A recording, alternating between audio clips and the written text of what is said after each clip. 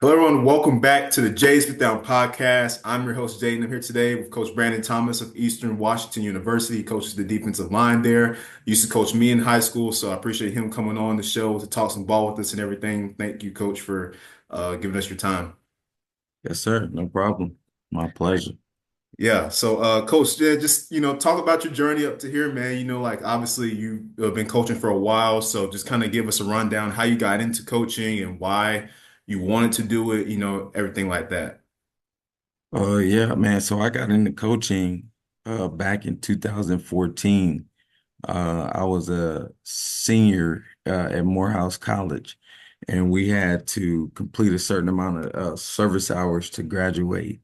And so I went and volunteered at Washington High School down in Atlanta, Georgia, and started to get a little niche for the game. Like, okay, I can see myself doing this.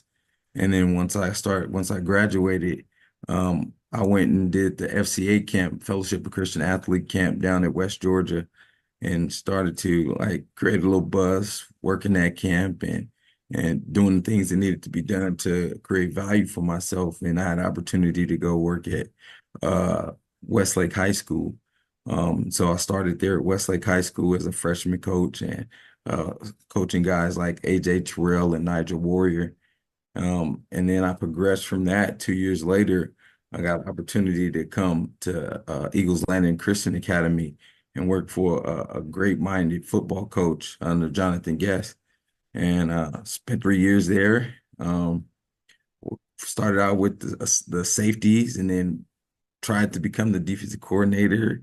And I remember Coach Guest saying, if you want to become a coordinator, yeah, you need to learn fronts. And so he moved me down to the D line. I coached the D line.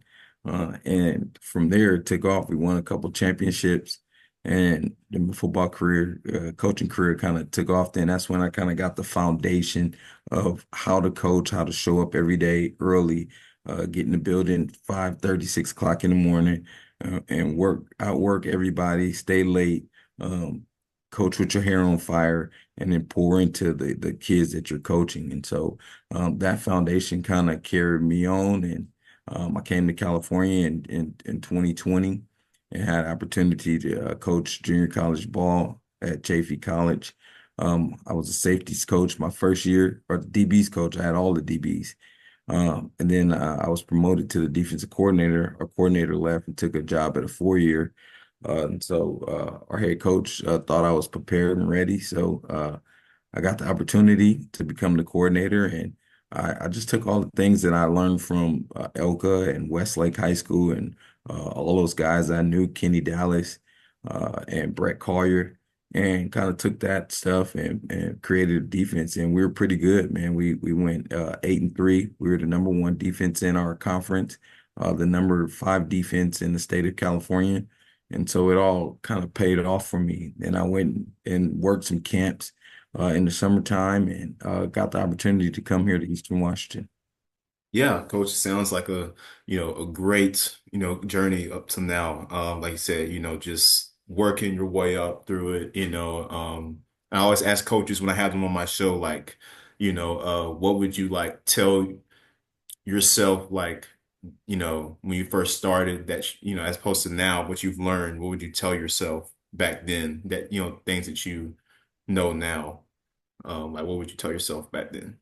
Um, I think the main thing I would have told myself is, when you get into this business, you have to have thick skin, and I think the decisions that you make have to be like you have to think for the future.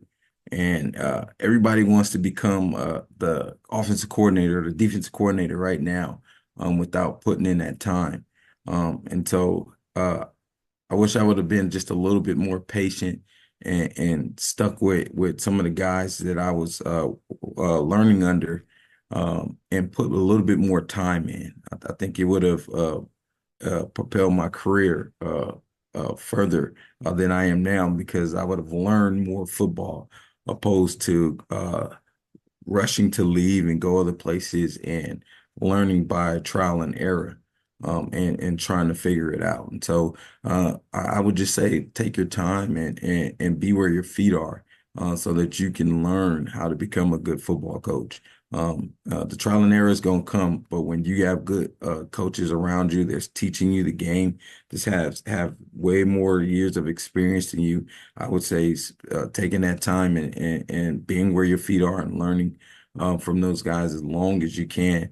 Those titles, those coordinator titles, and all these position coaching titles and stuff, that will come because if you're putting in the work, that no doubt about it, somebody's going to see you and opportunities will come.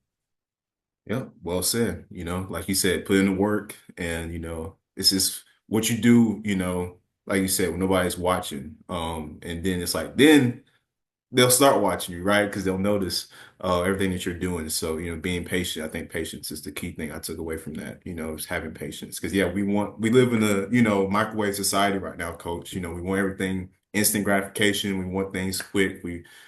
Whether it's jobs or, money or whatever it may be, but it's just gotta be patient. So Yeah. it's hard though. It's hard. Yes. Yeah, especially the society we live in. Now everything comes to you fast, and so it is definitely hard. But hey, the man who puts in the time is always going to prevail at the end.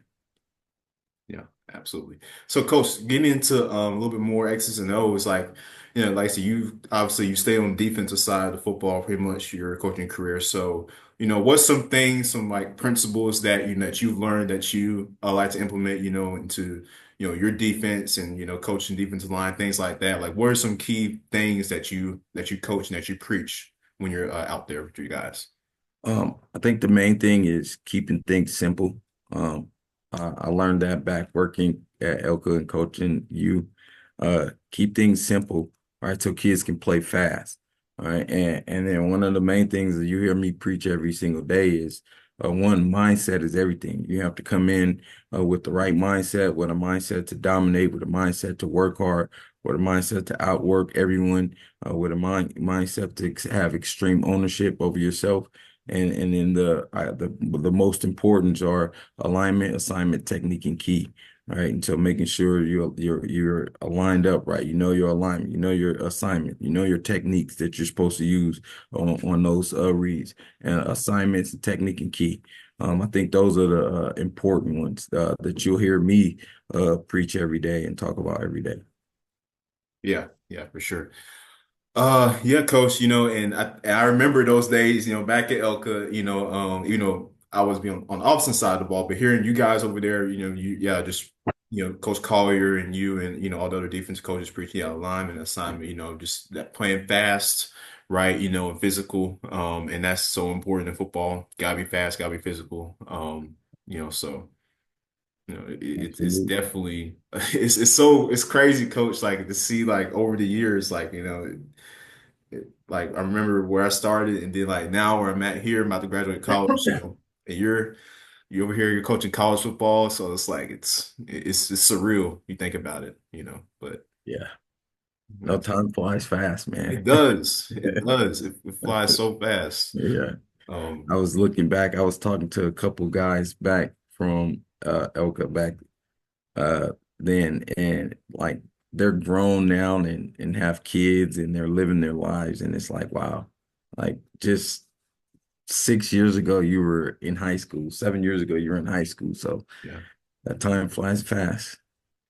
Yeah, it does. So, Coach, being in college right now, obviously, you know how NIL has really since, you know, that whole thing started, how it has really transformed the game of football at the collegiate level. So, let me get your thoughts and your opinions on it, like, and seeing it, right now, in at that specific level of football. What is your whole take on it? Like, I mean, I think NIL is tough. I mean, I think obviously the players deserve to be paid. But I heard the guy, I like to follow after Kirby Smart say, um, I'll pay for fire, passion, and energy. And I think that's a great message to put out there. Like, we're not just gonna, don't just pay, guys shouldn't just be being paid just because they were a 4 star or 5 star. I think guys should be paid who was putting in the work and putting in the time and doing the things it's gonna take to make a team better overall, not just the talent, not just the stars. So I do think the kids should be paid, but I think there's a lot more that should come with that. Right? They have to do things a certain type of way and carry themselves a certain type of way, and act like an elite professional, in order to be paid. Yeah, yeah, for sure. Because now it's like you got guys that can. It's basically like NFL free agency in a way. It's like whoever's given the biggest offer, they're gonna go, right? I mean, yeah, like the Those guys school. don't always pan out. Yeah, right. Yeah. The schools are always like, what's the word? They don't where it is not always the biggest thing. It's like it's the money. So I mean, if a player is getting X amount of money from wherever, as opposed to like this school, which may be better for him, he's gonna probably go to the school that's giving him the more amount of money. So it's But crazy. and with that comes a lot more expectations. If you're getting millions of dollars, they're expecting you to perform like $1 million player. And so sometimes kids don't realize that and they can't meet that standard. Yeah, yeah, yeah. So what advice would you give to like those guys, right now, as far as like, everything going on with, you know, NIL, the transfer portal, like what advice would you give to them, as far as like how that's concerned? Um, be slow to go and make sure uh, before you don't chase the dollar sign. Go to a place where you can still be coached well and learn and develop, and just make sure when you're getting paid that you know that there's a responsibility and uh, uh, um, you have to work and do things in a certain type of way to match what they're paying you. I think guys should be paid, but if you're being paid, then if you have to be in the building at 5 o'clock in the morning, then that means you have to be in the building at 5 o'clock in the morning. If you can't leave until 11 o'clock at night, then that means you can't leave until 11 o'clock at night. And so making sure you understand that and and and be able to do those things. That would be the advice I would give. But by all means, go collect your check. Yeah, get the bag. Go get the bag. Yeah, I mean, that's the era we're in right now. I mean, like why not, right?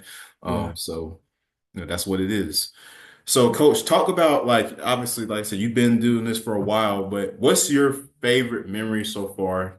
Coaching football, like all your years doing it up to now. Like, what's is it whether it's a game or something at practice? What's something that just like always stuck with you? I'm gonna say two. I have two good Okay.